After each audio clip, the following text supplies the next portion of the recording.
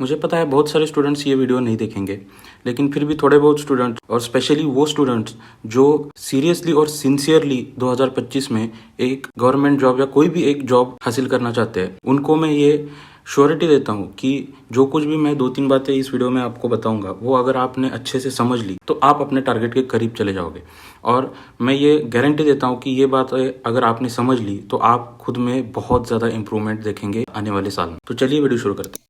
अभी मैंने union bank LBO के लिए अपना एक्सपेक्टेड कट ऑफ प्रेडिक्शन दिया, तो उस पर बहुत सारे स्टूडेंट्स को ऐसे लगा कि ये कट ऑफ प्रेडिक्शन बहुत ज़्यादा हाई है, और कुछ स्टूडेंट्स ने तो ऐसे भी मुझे बोला था कि आपको कम प्रेडिक्शन करने में क्या नुकसान हो जाएगा। 100% उनका जो इंटेंशन है वो बहुत अच्छा है, वो एक नेक इंटेंशन के साथ बोलते हैं, लेकिन यहाँ पे मैं कुछ बातें आपको बताना चाहता हूँ। देखिए, ये एक कोट मैंने यहाँ पे लिखा है। ये क्या लिखा है कि only thing more dangerous than no hope is false hope. चलिए मान लेते हैं अगर मैंने कट ऑफ लो बताई और उसके बेसिस पे कुछ स्टूडेंट्स अपने इंटरव्यू की प्रिपरेशन चालू रखेंगे, तो यूजुअली क्या होता है ना, हम आगे आने वाले एग्जाम्स की प्रिपरेशन को थोड़ा सा इग्नोर कर देते हैं जब हम इंटरव्यू का प्रिपरेशन चालू करते हैं। एटलीस्ट मेरे साथ तो वही हुआ था। तो अगर समझ लीजिए कि मैंने लो कट ऑफ बताई है और एक्चुअल एग्जाम का रिजल्ट आने के बाद हमें पता चला कि कट ऑफ बहुत हाई चली गई। इसके पीछे एक रीज़न मैं बता सकता हूँ, वो है आपके इंडियन बैंक एलबीओ के कट ऑफ्स। ठीक है, तो जब ये चीज़ होती है ना तो बहुत सारे स्टूडेंट्स डिमोटिवेट हो जाते हैं। उनको लगता है कि भाई ये अपने बस की बात नहीं है, इतनी हाई कट ऑफ जाती है एग्जाम्स में, और वो ऑल टुगेदर अपना प्रिपरेशन क्विट कर देते हैं। ये मेरे साथ भी हुआ है और बाकी के बहुत सारे ऐसे स्टूडेंट्स भी मैंने देखे हैं जिनके साथ भी ये सेम चीज़ हुई है और उन्होंने ऑल टुगेदर अपना प्रिपरेशन क्विट कर दिया है। तो ये ना हो इसलिए ये मेरी कट ऑफ की प्रेडिक्शन थोड़ी मैंने हायर साइड पे रखी है। यहाँ पे मैं आपके साथ अगर मैं अपना खुद का एक्सपीरियंस शेयर करूंगा तो लास्ट ईयर में जब एसबीआई पीओ का प्रीलिम्स मैंने दिया था, तो उस वक्त मैं एसबीआई पीओ प्रीलिम्स का कट ऑफ 55 के आसपास, 55 या 56 के आसपास एक्सपेक्ट करके चल रहा था, और बहुत सारे लोगों ने प्रेडिक्शन भी उतना ही दिया था, पर एक्चुअली में आपके कट ऑफ चली गई 59 पॉइंट समथिंग। तो वहाँ पे क्या हुआ ना, मेरे मन में एक डाउट क्रिएट हो गया कि भाई इतनी हाई कट ऑफ जा रही है तो शायद ये अपने बस की बात नहीं है। पर वो चीज़ सच नहीं है, क्योंकि उस वक्त मेरी प्रिपरेशन में कहीं तो कमी थी, समझ रहे हो आप। और मैंने एक फॉल्स डाउट अपने बारे में खुद क्रिएट कर दिया था और मैं शायद वो एग्जाम का प्रिपरेशन क्विट कर देता वहाँ पे। तो ऐसे वक्त पे ना आपको एक रियलिटी चेक मिलना बहुत इंपॉर्टेंट हो जाता है, और वो चीज़ मेरे लिए मेरे कुछ फैकल्टीज़ ने की। अब यहाँ पे मैं सीधे आपको नाम बता देता हूँ। देखिए, हमारे क्वांट की फैकल्टी कौशिक सर है, या फिर रीजनिंग की फैकल्टी हमारे अंकुश सर है।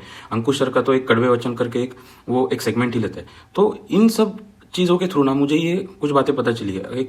एक हार्श रियलिटी है, आपको आपके कट ऑफ्स हायर साइड पे देखने को मिलेंगे, क्योंकि जब से कोविड के बाद ऑनलाइन एजुकेशन का सिलसिला चालू हुआ है, एक रिवॉल्यूशन सी आ गई है एजुकेशन सेक्टर में, क्योंकि अब हर एक बच्चे के पास हायर लेवल के एक अच्छे क्वालिटी के सोर्सेस है, तो उसकी वजह से आपके कंपटीशन बढ़ेगी ही बढ़ेगी, तो आपके कट ऑफ्स ऑब्वियसली हाई चले जाएंगे।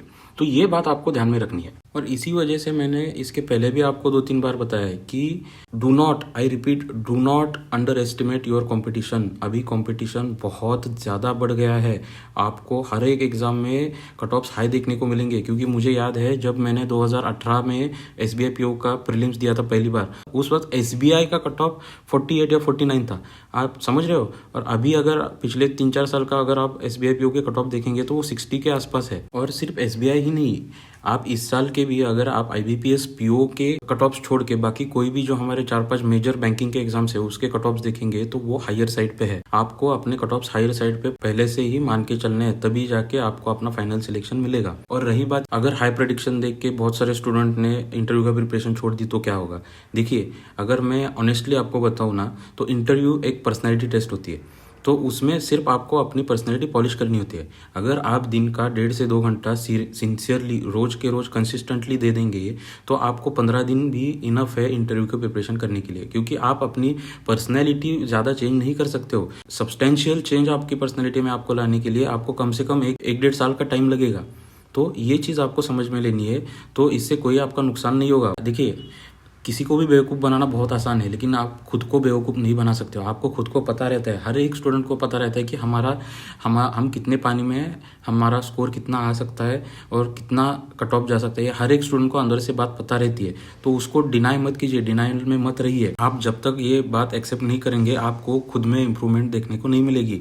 तो ये चीज़ें आपको खुद से इंट्रोस्पेक्ट करनी है और उस पर काम करना चालू कर देना है। और हाँ, इंटरव्यू की प्रिपरेशन तो आप फिर भी 10-15 दिन में कर दोगे, लेकिन अगर आपका समझ लीजिए इस बार इंटरव्यू के लिए सिलेक्शन नहीं हुआ और आप सिर्फ इंटरव्यू की प्रिपरेशन कर रहे थे या फिर वेट कर रहे थे कि कब रिजल्ट आएगा और आपका नहीं हुआ और तुरंत आप 1-1.5 महीने में अगला एग्ज़ाम आपके सामने शेड्यूल रहता है, तो मेरे खुद के एक्सपीरियंस से ये मैं आपको बता रहा हूँ कि क्वांट, रीजनिंग, इंग्लिश, जीए, ये जो सब्जेक्ट्स हैं ना, इनको इम्प्रूव करना 1-1.5 महीने का काम नहीं है। इनको इम्प्रूव करने के लिए एक कंसिस्टेंट लॉन्ग टर्म एफर्ट की ज़रूरत होती है, तब तक आप इन सब्जेक्ट्स में इम्प्रूवमेंट नहीं ला सकते हो।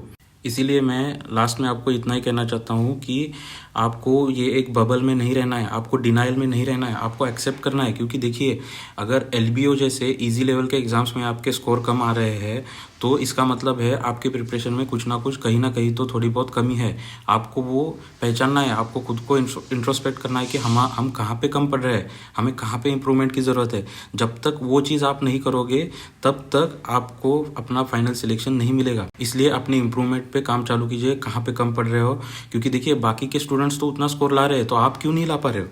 ठीक है, देखिए, अगर पेपर का डिफिकल्टी लेवल ज़्यादा रहता है तो मैं समझ सकता हूँ, लेकिन इजी लेवल के पेपर में आपको हाई स्कोर करना ही पड़ेगा।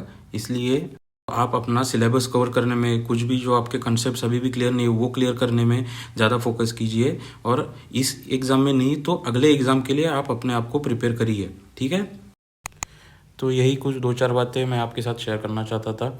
और ये वीडियो अगर आपको अच्छी लगी होगी, इसमें से कुछ भी इन्फॉर्मेशन आपको अगर हेल्पफुल लगी होगी, तो वीडियो को लाइक ज़रूर कीजिएगा। और आने वाले एग्ज़ाम्स और सारे रिजल्ट्स के लिए आप सभी को best of luck. Thank you.